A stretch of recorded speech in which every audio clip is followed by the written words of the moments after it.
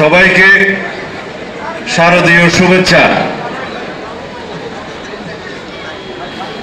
আমাদের সনাতন ধর্মাবলম্বী ভাই বোনদের, ধর্মাবলম্বীদের এই তদ অঞ্চলের সর্ববৃহৎ ধর্মীয় অনুষ্ঠান দুর্গাপূজা।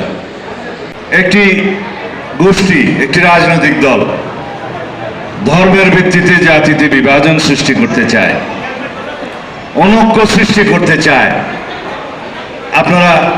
আমরা সবাই যেন সে ব্যাপারে সজাগ থাকি। এই অনুষ্ঠানের সভাপতি সহ হিন্দু ধর্মাবলম্বী বিভিন্ন পর্যায়ের নেতৃবৃন্দ, বিএনপির নেতৃবৃন্দ, সমবেত সুধীজন, আসসালামু আলাইকুম ওয়া রাহমাতুল্লাহি ওয়া বারাকাতুহু।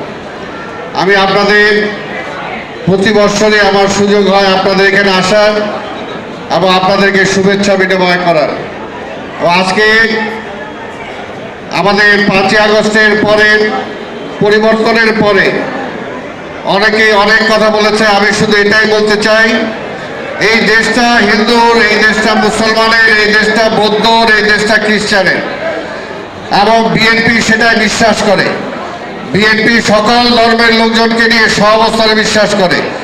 আমরা ধন্যবাদ জানাই সেই সব ভাই বোনদেরকে যারা অসংখ্য বাংলাদেশ গড়ার লক্ষ্যে আপনারা কাজ করে যাচ্ছেন।